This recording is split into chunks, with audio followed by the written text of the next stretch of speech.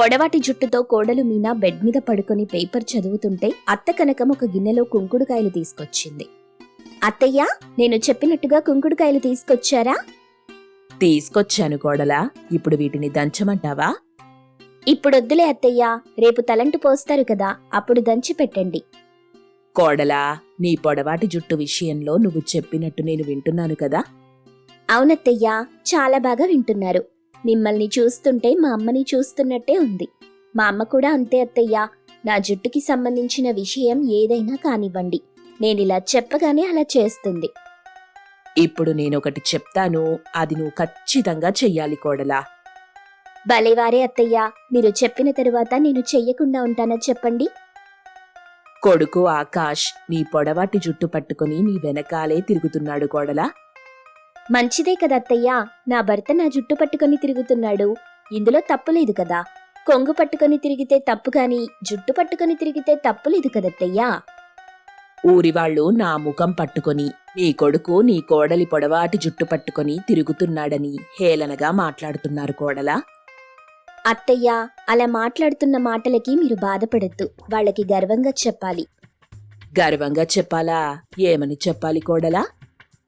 అవును, నా కొడుకు నా కోడలి పొడవాటి జుట్టు పట్టుకొని తిరుగుతున్నాడు.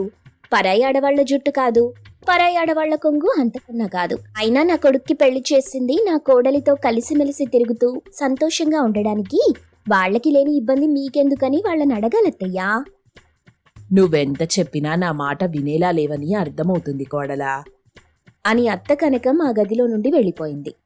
ఆకాష్ కిరాణా సరుకుల్ని తీసుకుని ఇంటికి వెళ్తుంటే దారిలో కలుస్తున్న వాళ్ళెవరైనా పెళ్ళాం కొంగు పట్టుకుని తిరుగుతుంటాడు, కాని మన ఆకాష్ మాత్రం తన భార్య పొడవాటి జుట్టు పట్టుకుని తిరుగుతూ ఉంటాడని హేళనగా అంటుంటే ఆకాష్ ఆ మాటలు వింటూ సరదాగా నవ్వుకుంటూ తన ఇంటికొచ్చాడు.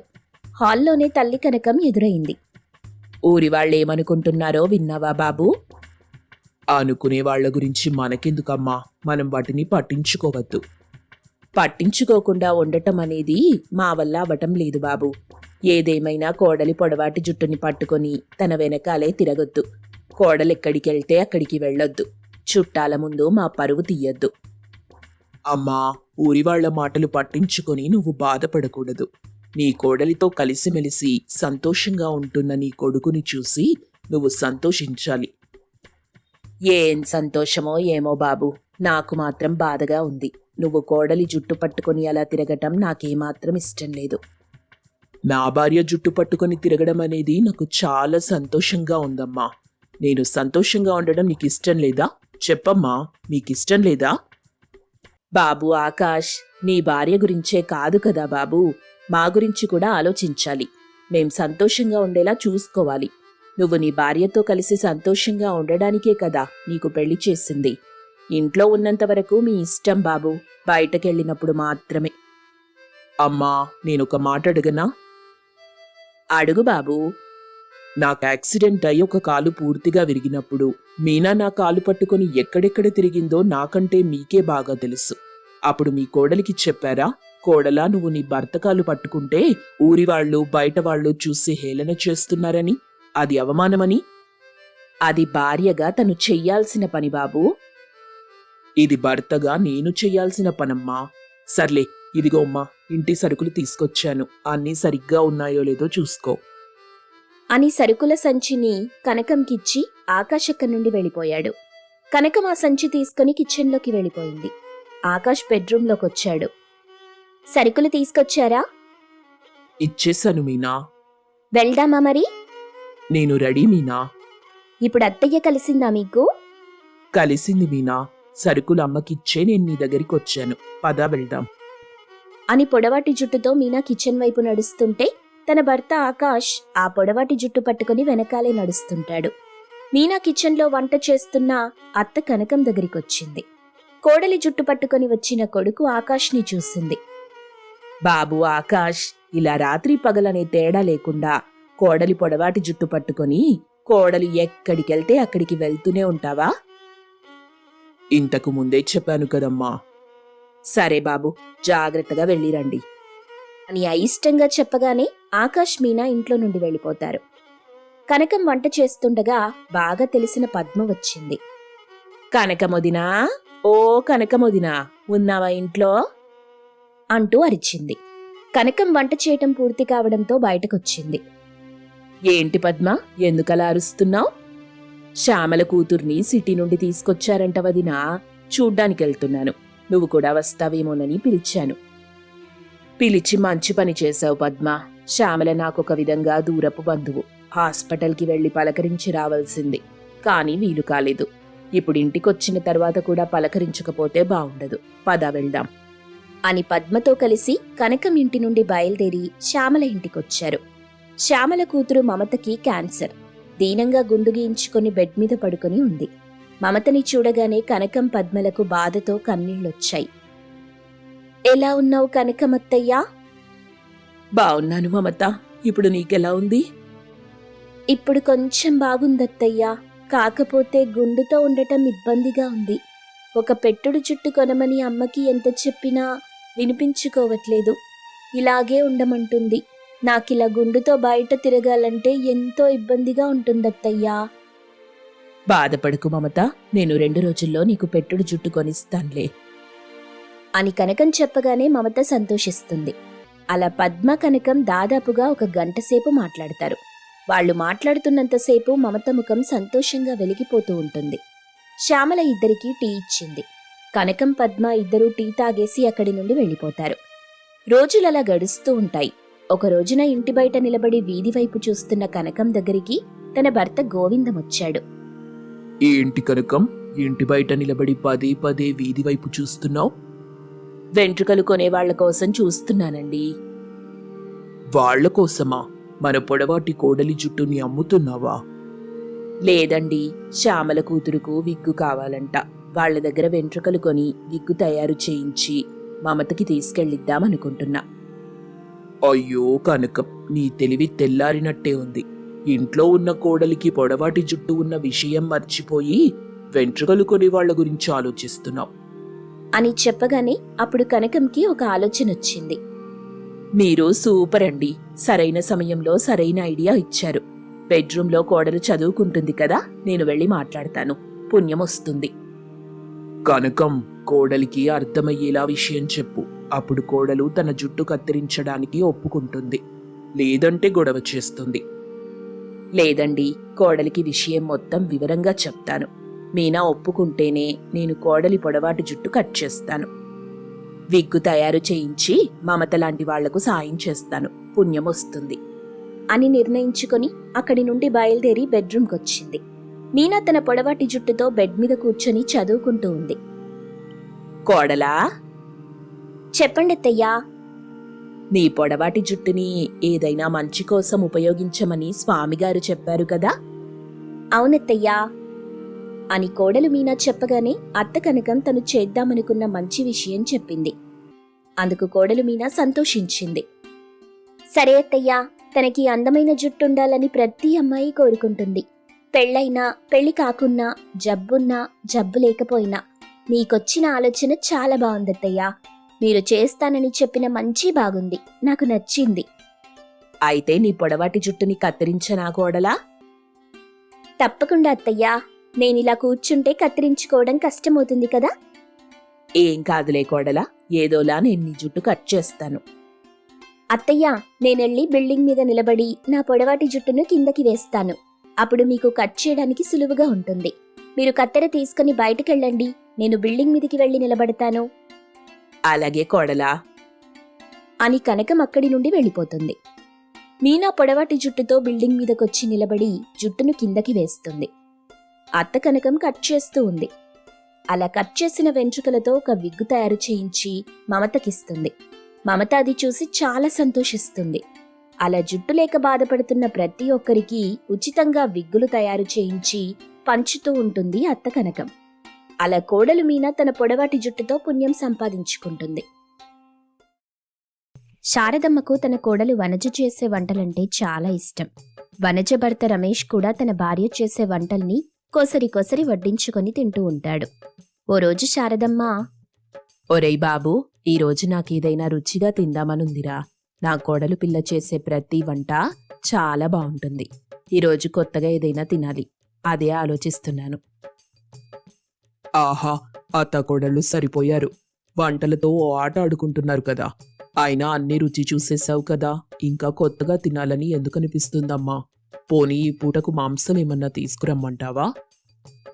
శివ శివ, కార్తీక మాసం కదా, మాంసం అస్సలు ముట్టనని నీకు తెలుసు కదరా బడుద్దాయి. అయ్యో, మర్చిపోయానమ్మా. సరే, ఇంతకీ నీకేం తినాలనిపిస్తుంది చెప్పు. అదే తెలియటం లేదురా. సరిపోయిందమ్మా, నువ్వు రాను రాను బాగా చాదస్తం చేస్తున్నావు. అలా శారదమ్మ రమేష్ మాట్లాడుకుంటూ ఉండగా అక్కడికి వనజ వస్తుంది. ఏంటి తల్లి కొడుకులేదో సీరియస్గా మాట్లాడుకుంటున్నారు? ఏం ఆలోచిస్తున్నారత్తయ్యా? మరేం లేదు వనజ, అమ్మకి రోజు కొత్తగా రుచిగా ఏదైనా తినాలనిపిస్తుందంట. కానీ ఏం తినాలో మాత్రం అర్థం కావటం లేదంట. అదే ఆలోచిస్తుంది. అదేనమ్మా అర్థం కావట్లేదు, కానీ రుచిగా ఏదైనా తినాలనిపిస్తోంది. అయితే ఆ విషయం నాకు వదిలేయండి అత్తయ్యా. మీరలా కూర్చోండి, నేనొక కొత్త వంటకం చేసి తీసుకొస్తాను అంటూ వనజ వంటగదిలోకెళ్ళింది. వనజ అలా వెళ్ళిన ఓ 10 నిమిషాలకు ఆ ఇల్లంతా ఘుమఘుమలు. శారదమ్మ ఆ వాసనకి పొంగిపోతుంది. ఆహా, కోడలేదో కొత్తగా చేస్తోంది. ఈరోజు పట్టు పట్టాల్సిందే. అయితే బీరువాలో చాలా పట్టు చీరలున్నాయి, వెళ్ళి ఆ పట్టుల్ని పట్టుకో. నువ్వాగరా వెదవా. ఇంతలో అక్కడికి వేడివేడి రోటీలతో పాటు మంచి కూర చేసి తీసుకొస్తుంది వనజ. వాటిని చూసిన శారదమ్మ అస్సలాగలేకపోతుంది. మెల్లగా రోటీలను కూరలో ముంచి తింటూ రుచిని ఆస్వాదిస్తూ ఉంది.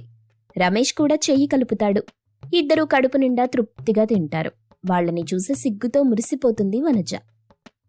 అమ్మాయి వనజ, ఇంత రుచిగా చేస్తావనుకోలేదమ్మా. స్వర్గంలా అనిపిస్తుంది. ఎంత బాగా వండావో. ఆ రోటీలు నోట్లో వేసుకోగానే అలా కరిగిపోతున్నాయి. కూరలో రోటీలు ముంచుకొని తింటూ ఉంటే ఆదిరిపోయిందమ్మా. అయితే నువ్వు కూడా ఆ కూరలో మునిగి స్నానం చేసేయమ్మా, ఇంకా బావుంటుంది.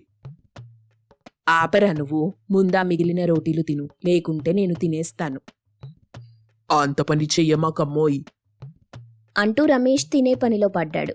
వాళ్ళని చూస్తూ వనజ ఆనందంగా నవ్వుకుంటుంది. ఇక ఆ తరువాత రమేష్ తయారై ఉద్యోగానికి వెళ్ళిపోతాడు. అమ్మాయి వనజ, ఈ మధ్య ఎందుకో వీడు చాలా ఇబ్బందిగా ఉంటున్నాడమ్మా.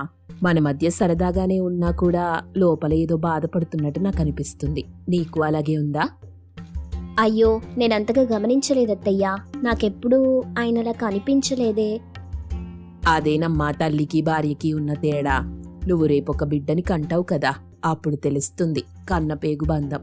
బిడ్డకి ఆకలైనా బాధైనా కన్నీళ్లైనా ఆనందమైనా తల్లికలా తెలిసిపోతాయంతే. కొన్నిసార్లు నేను ఆయనలో ఒక విషయం గమనించానత్తయ్యా. నవ్వుతున్నారు గాని మనస్ఫూర్తిగా నవ్వట్లేదు. అయితే ఒక పని చెయ్యమ్మా, రాత్రికి వాణ్ణడిగి విషయం ఏంటో కనుక్కో. అలాగే అత్తయ్యా. అలా అత్తకోడళ్ళిద్దరూ మాట్లాడుకున్నారు. ఇక రాత్రికి ఇంటికొస్తాడు రమేష్. కాస్త అలసటగానే ఉన్నా అమ్మ భార్య ముందు మాత్రం నవ్వుతున్నట్టు మొహం పెట్టుకుంటాడు. భోజనం చేశాక రమేష్ సమస్యను మెల్లగా అడుగుతుంది వనజ. ఏవండి, ఈ మధ్య ఎందుకనో మీరు చాలా బాధగా ఉంటున్నారు. నేను గమనించానులేండి. ఇంతకీ విషయమేంటి? నాతో చెప్పుకోవచ్చు కదా. మీ మనసులో భారం కాస్తైనా తగ్గుతుంది. నాకు చెప్పుకోనంత బాధగా ఉందా? ఇంతకీ విషయం ఏంటండి? అబ్బబ్బా, ఎందుకు వనజ అలా అడుగుతావు? ఆఫీస్లో పనెక్కువగా ఉంటుంది, బాగా అలసిపోతున్నానంతే. కాకపోతే ఒత్తిడనేది ఉంటుంది కదా, అందుకే నాకు ఈ ఉద్యోగం అస్సలు చేయబుద్ధి కావట్లేదు. ఆ విషయం మీతో చెప్పలేను. సంపాదించకుంటే ఇల్లు గడవదు. నా వల్ల మీరిద్దరూ ఇబ్బంది పడతారు. అందుకే చచ్చినట్టు ఉద్యోగం చేస్తున్నా. ఇక ఈ విషయం ఇంతటితో వదిలేయి. అమ్మకి మాత్రం అస్సలు చెప్పకు. నాకు బాగా నిద్రొస్తుంది. నిద్రలోకి జారుకుంటాడు రమేష్. వనజ మాత్రం తన భర్త గురించి ఆ రాత్రి ఆలోచిస్తూ ఉంటుంది. మరుసటి రోజు రమేష్ ఆఫీస్కి వెళ్ళాక తన అత్త శారదమ్మకు అసలు విషయం చెప్తుంది. శారదమ్మ కూడా చాలా బాధపడుతుంది. నిజంగా వాడిలా బాధపడుతున్నాడని మనకు తెలీదు కదమ్మా. పాపం, వాడి మనసులోనే దాచుకొని ఎంత ఇబ్బంది పడ్డాడో. ఈ రోజుల్లో అందరూ ఇలాగే ఉన్నారమ్మా. ఇష్టం లేని ఉద్యోగం చేస్తూ చాలా బాధ అనుభవిస్తున్నారు. అత్తయ్య, రాత్రంతా నేనొక విషయం గురించి ఆలోచించాను. మీరొప్పుకుంటే మనం ఒక పని చెయ్యొచ్చత్తయ్యా. ఏంటమ్మా అది? ఆయన చాలా ఇబ్బంది పడుతూ ఉద్యోగం చేస్తున్నారు. అందుకే నేను కూడా నా వంతుగా ఏదైనా చేద్దామనుకుంటున్నాను. ఇంతకీ ఏం చేద్దామనుకుంటున్నావమ్మా? నేను మన ఇంటి నుండే వంటలు చేసి అమ్ముదామనుకుంటున్నాను. ఎలాగూ నా వంటలు బాగానే ఉంటాయి. వాటి ద్వారా వచ్చిన డబ్బులు కొంతైనా మనకు ఉపయోగపడతాయి కదా. ఆహా, మంచి నిర్ణయం తీసుకున్నావు. రేపటి నుండే ఆ పని మొదలెడదాం. నేను కూడా నీకు సాయంగా ఉంటాను. అలా వనజ శారదమ్మలు ఇంట్లోనే వంటలు చేసి అమ్ముదామనుకుంటారు. మరుసటి రోజు నుండి తమ వ్యాపారాన్ని ప్రారంభిస్తారు. మొదటి రోజు వనజ చాలా వంటలు చేస్తుంది, కానీ తినడానికి ఎవరూ అంతగా ఆసక్తి చూపించరు. ఏంటత్తయ్యా ఇలా అయింది? ఎవరూ రావటం లేదేంటి? మొదటి రోజు ఇలాగే ఉంటుందమ్మా, నువ్వేం కంగారు పడకు. అయినా మనం ఇలా షాప్ పెట్టినట్లు చాలా మందికి తెలియదు కదా. మెల్లగా ఒక్కొక్కరికి తెలుస్తుంది. ఒక్కసారి నీ వంటలు రుచి చూశారంటే ఇక మళ్ళీ మళ్ళీ మన దగ్గరికి పరిగెత్తుకు రావాల్సిందే. అలా శారదమ్మ తన కోడలికి నచ్చ చెప్తుంది. మరుసటి రోజు మళ్ళీ కొన్ని వంటలు చేస్తుంది. కొంతమంది వచ్చినప్పటికీ అన్నీ సాధారణంగానే ఉన్నాయనంటారు. మళ్ళీ వనజ డీలా పడిపోతుంది. ఇలా పదే పదే ఆలోచించకూడదమ్మా. మనకి తోచింది మనం చేసుకుంటూ పోవాలి. అప్పుడే కదా మనం అనుకున్నది జరుగుతుంది. సరే అత్తయ్య, ఇంకో 2-3 రోజులు చూద్దాం. ఈ వ్యాపారం బాగా సాగకుంటే ఆపేద్దాం అత్తయ్య. మరేదైనా చేద్దాం. అలాగేనమ్మా, నువ్వెక్కువగా ఆలోచించకు. ఇక ఆ రాత్రి వనజ చాలా బాధపడుతూ ఉండడాన్ని రమేష్ గమనిస్తాడు. ఏమైంది అలా ఉన్నావు? నీ వ్యాపారంలో ఏదైనా ఇబ్బంది వచ్చిందా? నేను ముందే చెప్పానుగా, నా వల్ల నువ్వు శ్రమపడొద్దని. ఇప్పుడిలా బాధపడుతుంటే చూడలేకపోతున్నాను. అలా అనకండి, నేను మీకోసమే చేశాను. కానీ అదంతగా వర్కౌట్ కాలేదండి. వ్యాపారం ప్రారంభించి 2 రోజులవుతుంది. జనాలు వస్తున్నారు గాని ఇంకా కొత్తగా ఏదైనా చెయ్యాలంటున్నారు. వంటలు రుచిగానే ఉన్నాయన్నారు, కానీ కొత్తగా కావాలంట. నిజమే కదా వాళ్ళు చెప్పేది. మనం వ్యాపారం చేస్తున్నామంటే మనకంటూ ఏదైనా స్పెషల్గా ఉండాలి. కాకినాడ కాజాకు ఫేమస్, తిరుపతి లడ్డు ఫేమస్. అలా నువ్వు కూడా నీకంటూ ఏదైనా ఫేమస్ చేసుకోవాలి కదా. బాగా ఆలోచించు వనజా. అలాగేనండి, చాలా మంచి విషయం చెప్పారు. మొన్న ఆ రోటీలు చేసావు కదా, అవి చాలా బాగున్నాయి. ఆ రోటీల్లోనే ఇంకా కొత్తగా ఏదైనా ఆలోచించు. అలా మంచి సలహా ఇస్తాడు రమేష్. వనజ బాగా ఆలోచించిన తరువాత తనకొక మంచి ఐడియా వస్తుంది. ఆ మరుసటి రోజు ఉదయాన్నే తను అనుకున్నది చేస్తుంది. కుర్కురే రోటీ చేయటం వల్ల అక్కడికొచ్చిన వాళ్లంతా దాన్ని రుచి చూడాలనుకుంటారు. శారదమ్మకి కూడా ఆశ్చర్యం కలుగుతుంది. అరే, ఈ ఐడియా చాలా బాగుందమ్మా. కుర్కురే రోటీ రుచి అదిరిపోయింది వనజ. అదిగో చూసావా, వచ్చిన వాళ్లంతా కుర్కురే రోటీనే తింటున్నారు. అవునత్తయ్యా, అందరికీ కొత్తగా ఉంది కదా. ఇప్పటి వరకు ఇలా ఎవ్వరూ చెయ్యలేదు. మొదటిసారి మనమే చేస్తున్నామత్తయ్యా. కొత్తగా మాత్రమే కాదు, రుచిగా కూడా ఉంది. అవునవునమ్మా, నాకు చాలా కొత్తగా ఉంది. కుర్కురే రోటీ రుచి కూడా చాలా బాగుంది. ఈ దెబ్బతో నువ్వు ఫేమస్ అవ్వడం ఖాయం అనుకో. అలా కుర్కురే రోటీలు చేయటం వల్ల వనజ పేరు ఆ చుట్టుపక్కల ఎక్కువగా వినిపిస్తుంది. చాలా మంది కుర్కురే రోటీలు తినడానికి అక్కడికి వస్తుంటారు. మెల్లగా వనజ వ్యాపారం 3 పువ్వులు 6 కాయలుగా సాగుతుంది. చూస్తుండగానే కుర్కురే రోటీల బిజినెస్ పెరుగుతుంది. రమేష్ కూడా చాలా సంతోషంగా ఫీల్ అవుతాడు. వనజ, ఈ వ్యాపారం ఇంత బాగా సాగుతుందనుకోలేదు. కానీ మొదట్లో నువ్వు చాలా నిరాశపడ్డావు కదా. ఇప్పుడు చూడు ఎంత బావుందో. అదంతా మీ వల్లే. మీరు నన్ను ప్రోత్సహించకుండా ఉండుంటే ఈ పని అయ్యేది కాదు. మీరు చెప్పినట్టు కొత్తగా ట్రై చేశాను కాబట్టే విజయం సాధించానండి. ఇదంతా మీకోసమే చేశాను. ఇక మీరు ఉద్యోగం మానేయండి. మనం కలిసి వ్యాపారం చేసుకుందాం. ఆ ఉద్యోగ భారం వల్ల మీరు చాలా బాధపడుతున్నారు. ఇక బాధపడాల్సిన అవసరమే లేదు. సంతోషంగా ఈ వ్యాపారం చేసుకుందాం. అవును బాబు, నువ్వు కోడలు ఇద్దరూ ఆ వ్యాపారం చేసుకోండి. కుర్కురే రోటీలు తినడానికి చాలా మంది వస్తున్నారు. లాభం కూడా బాగానే వస్తుంది. ఇక నువ్వే ఉద్యోగం చేయాల్సిన పని లేదు. ముగ్గురం సరదాగా వ్యాపారం చేసుకుందాం. వచ్చిన డబ్బుతో సంతోషంగా బ్రతుకుదాం. ఉద్యోగం ఎప్పటికైనా బానిసగానే చేస్తుంది, కానీ వ్యాపారం నిన్ను రాజులా మారుస్తుంది. గుర్తుంచుకో బాబూ. అలాగేనమ్మా, ఈ రోజు నుండి నేను ఉద్యోగం మానేస్తున్నాను. మనందరం కలిసి పనిచేద్దాం. అలా రమేష్ కూడా తన ఉద్యోగాన్ని వదిలి తన భార్య వనజకు సాయం చేయడం ప్రారంభిస్తాడు. వనజ తన కుర్కురే రోటీలతో ఫేమస్ అవటం వల్ల చాలా మంది కార్లలో వచ్చి మరీ ఆ రోటీలు తింటూ ఉంటారు. పెద్ద పెద్ద హోటళ్లు కూడా భారీ మొత్తంలో కుర్కురే రోటీలను ఆర్డర్ పెట్టుకుంటాయి. చూస్తుండగానే వనజకు కోట్ల డబ్బులు లాభంగా వస్తాయి. ఆ డబ్బుతో రమేష్ వనజలు పెద్ద బంగ్లా కొంటారు. కొడుకు కోడల్ని చూసి శారదమ్మ చాలా సంతోషిస్తుంది.